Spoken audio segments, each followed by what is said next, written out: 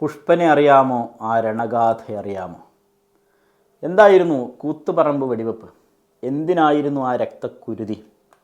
അടിക്കടി മാറ്റുന്ന CPM നിലപാടുകളുടെ ചരിത്രവും വർത്തമാനവും പരിശോധിക്കാം. സാഗർ ടോക്സിലേക്ക് സ്വാഗതം.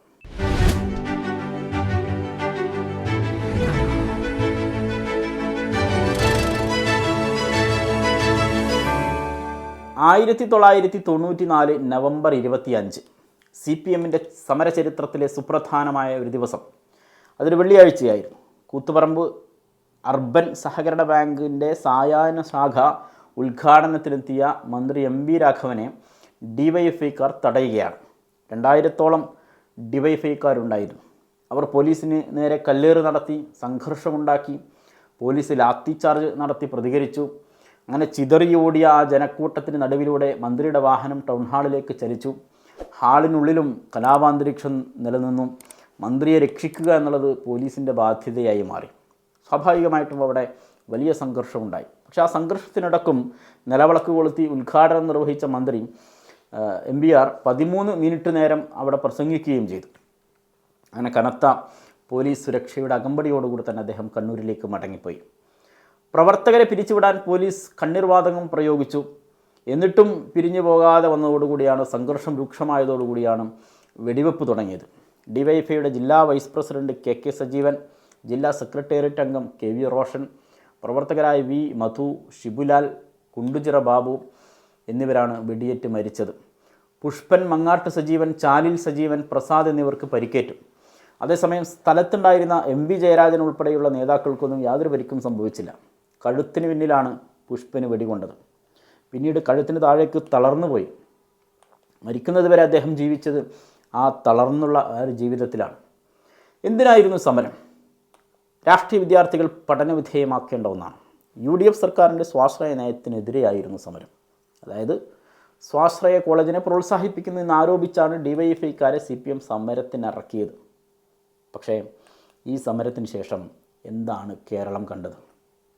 സ്വാശ്രയ കോളേജുകൾക്കെതിരെ സമരം ചെയ്ത അതേ CPMകാരുടെ നേതൃത്വത്തിൽ തന്നെ കേരളത്തിൽ ധാരാളം സ്വാശ്രയ കോളേജുകൾ ഉയർന്നു വന്നു. കണ്ണൂരിലെ പരിയാരം മെഡിക്കൽ കോളേജ് ഉൾപ്പെടെ CPM നേതൃത്വം നൽകുന്ന നിരവധി കോളേജുകളാണ് കേരളത്തിൽ പ്രവർത്തിക്കുന്നത്. UDF സർക്കാരിൻ്റെ സ്വാശ്രയ നയത്തിനെതിരെ ഈ CPMകാർ സമരം ചെയ്തത് എന്തിന് എന്ന ചോദ്യത്തിന് ഇപ്പോഴും ഉത്തരമില്ല. കൂത്തുപറമ്പിലെ 5 ചെറുപ്പക്കാരുടെ രക്തത്തിന് മറുപടിയില്ല. ഇങ്ങനെ ഉത്തരം കിട്ടാത്ത നിരവധി ചോദ്യങ്ങളുണ്ട്. ഉത്തരം മുട്ടിക്കുന്ന ചോദ്യങ്ങൾ എന്നതാണ് ശരിയായ പ്രയോഗം. ഓന്ത് നിറം മാറുന്നത് പോലെയാണ് CPM അതിൻ്റെ നയങ്ങൾ മാറ്റുക. നെല്ലുകുത്ത് യന്ത്രത്തിനെതിരെ സമരം ചെയ്തത് മുതൽ തുടങ്ങേണ്ടി വരും ആ ചരിത്രം. നെല്ലുകുത്ത് യന്ത്രം വന്നാൽ തൊഴിലാളികളുടെ പണി പോകുമെന്നായിരുന്നു പരാതി. ജോലി പോകാതിരിക്കാൻ ഉരലിൽ നെല്ല് കുത്തുന്നതിനേക്കാൾ നല്ലത് സഖാക്കളെല്ലാം കൂടിയിരുന്ന് ഇങ്ങനെ നെല്ല് തൊലിച്ചാൽ പോരെ എന്ന് പണ്ട് KC അബൂബക്കർ മൗലവി അതിന് മറുപടി കൊടുത്തത് കേട്ടിട്ടുണ്ട്. അതായത് ഓരോരുത്തരായി നെല്ല് തൊലിച്ചുകൊണ്ടിരുന്നാൽ നാട്ടിൽ 10,000-കണക്കിന് ആളുകൾക്ക് പണി കിട്ടുമല്ലോ. ഇതേ യുക്തി വെച്ചിട്ടാണ് കമ്പ്യൂട്ടറിനെതിരെയും സമരം നടന്നത്. 80കളിലാണ് ഈ സമരം.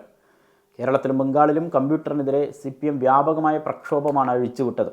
റെയിൽവേയിൽ പോലും കമ്പ്യൂട്ടർ വേണ്ടെന്ന് തൊഴിലാളികളെ കൊണ്ട് പറയിപ്പിച്ചു കളഞ്ഞു. 1985 ഒക്ടോബർ 9 തിരുവനന്തപുരത്ത് കമ്പ്യൂട്ടർ വിരുദ്ധ കൺവെൻഷൻ വിളിച്ചു. മുതലാളിത്ത ഫ്യൂഡലിസ്റ്റ് വ്യവസ്ഥയാണ് കമ്പ്യൂട്ടർ കൊണ്ടുവരുന്നത് എന്ന് അവർ പ്രസംഗിച്ചു. ആ സമരം തെറ്റായിരുന്നു എന്ന് കുറ്റസമ്മതം നടത്താൻ CPMന് വേണ്ടി വന്നത് 30 കൊല്ലം. അന്ന് കമ്പ്യൂട്ടർ വിരുദ്ധ സമരം നടത്തിയവരുടെ ഓഫീസിൽ ഇന്ന് കമ്പ്യൂട്ടറുകളുടെ നിരയാണ്. അന്ന് കമ്പ്യൂട്ടറിനെതിരെ സമരം ചെയ്തവരുടെ AI നിർമ്മിത ചിത്രങ്ങളും വീഡിയോകളുമൊക്കെയാണ് വന്നുകൊണ്ടിരിക്കുന്നത്. കാലത്തിൻ്റെ കാവ്യനീതി. മലയാളി മറക്കാൻ പാടില്ലാത്ത മറ്റൊരു കഥയുണ്ട്. 2001 കേരളത്തിൽ നിക്ഷേപത്തിനെത്തിയ ഏഷ്യൻ ഡെവലപ്മെൻറ്റ് ബാങ്ക് ഉദ്യോഗസ്ഥരെ കരിയോയിൽ ഒഴിച്ചിട്ടാണ് DYFIക്കാർ സ്വീകരിച്ചത്. അന്നത്തെ MGP modernisation of government programme secretary doctor KM എബ്രഹാമിൻ്റെ കരണത്തടിക്കണമെന്നാണ് പ്രതിപക്ഷ നേതാവ് VS അച്യുതാനന്ദൻ ആഹ്വാനം ചെയ്തത്. ഉറഞ്ഞു തുള്ളിയ DYFIക്കാർ ADB ഓഫീസ് തല്ലി തകർക്കാനും മടി കാണിച്ചില്ല. കരണത്തടിക്കാൻ ഓങ്ങി ആ കൈകൊണ്ട് തന്നെ പിന്നീട് പിണറായി സർക്കാരിൻ്റെ ചീഫ് സെക്രട്ടറിയായ KM എബ്രഹാമിനെ സഖാക്കൾ ഹസ്തദാനം ചെയ്യുന്നതാണ് കണ്ടത്. 2006 LDF സർക്കാർ 1200 കോടി രൂപ ADBയിൽ നിന്ന് വായ്പ സ്വീകരിച്ചു. കരിയോയിലൊഴിച്ച് അപമാനിച്ച ADB ഉദ്യോഗസ്ഥരെ ഭരണം കിട്ടിയപ്പോൾ CPM ചുവപ്പ് പരവതാനി വിരിച്ച് ഇങ്ങനെ സ്വീകരിച്ചു. ഏഷ്യൻ ബാങ്കിൽ നിന്ന് കടം വാങ്ങുന്നതിനെതിരെ പൊരുതി അതേ പിണറായി വിജയൻ അദ്ദേഹം മുഖ്യമന്ത്രിയായപ്പോൾ 2023 അമേരിക്കയിലെ ലോകബാങ്ക് ആസ്ഥാനത്ത് നേരിട്ട് പോയിട്ടാണ് കടം ചോദിച്ച് കെഞ്ചിയത്.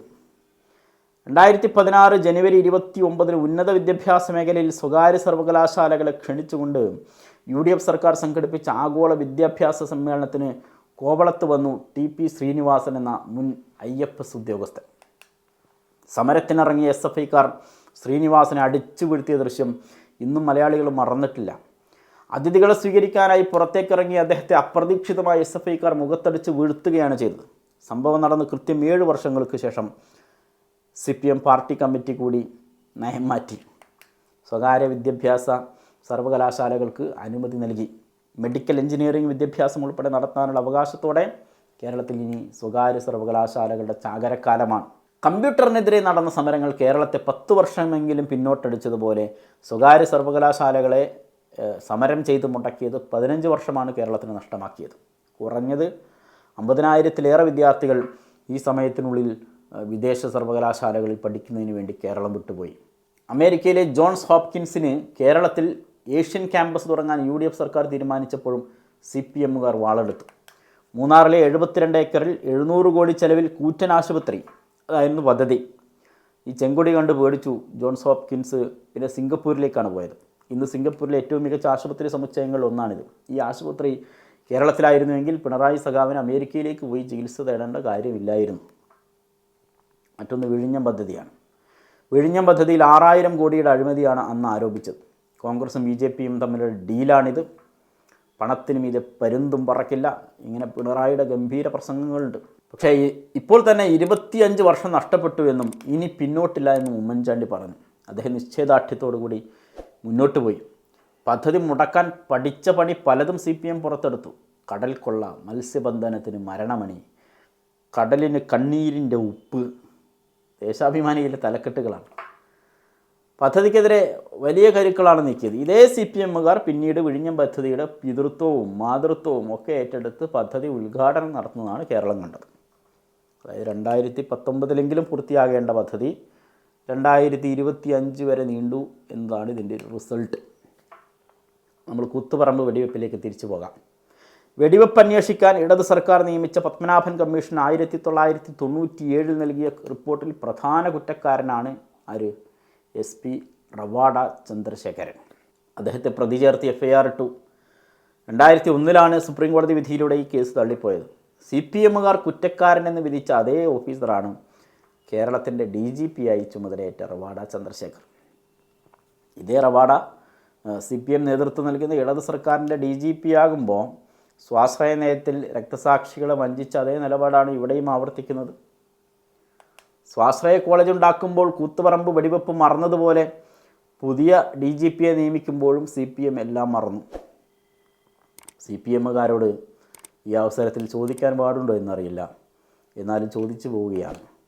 പുഷ്പനെ അറിയാമോ? സഖാവിനെ അറിയാമോ? ആ രണഗാഥ അറിയാമോ?